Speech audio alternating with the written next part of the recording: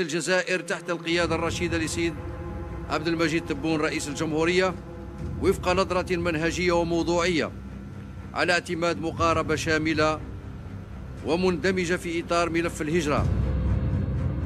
جهود كبيرة تبذلها الجزائر في مجال مكافحة الهجرة غير الشرعية بالاعتماد على مقاربة شاملة تجمع بين الإجراءات الأمنية والإدارية ببعد إنساني، إجراءات تتمثل في مراقبة الحدود، سن وتعديل القوانين المؤطرة، تفكيك شبكات التهريب، وبعث حركية تنموية في المناطق الحدودية بالدول الإفريقية لخلق بدائل عن الهجرة.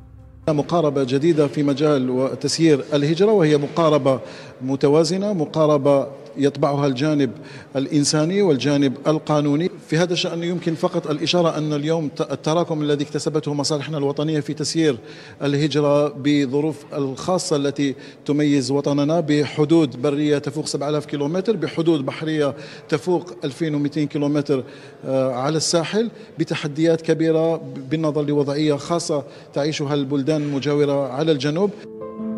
ويضاف إلى كل الإجراءات المتخذة التعاون الدولي في مجال التدريب وتبادل المعلومات بغرض تحقيق الكفاءة المطلوبة مع التماشي وفق القوانين والمعاهدات الدولية، خاصة وأن الجزائر لها موقع جغرافي متميز، ما يجعلها عرضة للتدفقات وموجات الهجرة الطوعية أو التهجير المتعمد.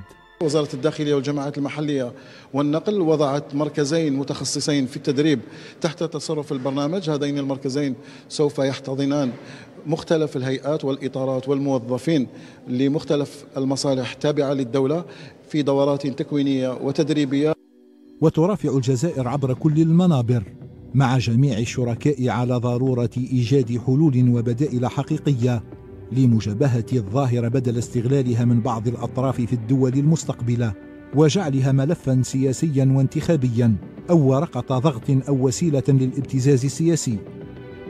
الجزائر كما تعلمون تنتهج مقاربة شاملة متكاملة منسقة وتضامنية ترتكز على احترام القوانين الدولية والإقليمية وصون كرامة الإنسان وحماية حقوق المهاجرين، وهي تدين كل محاولات استغلال قضية الهجرة لأغراض الضغط أو الابتزاز كما دأبت عليه بعض البلدان.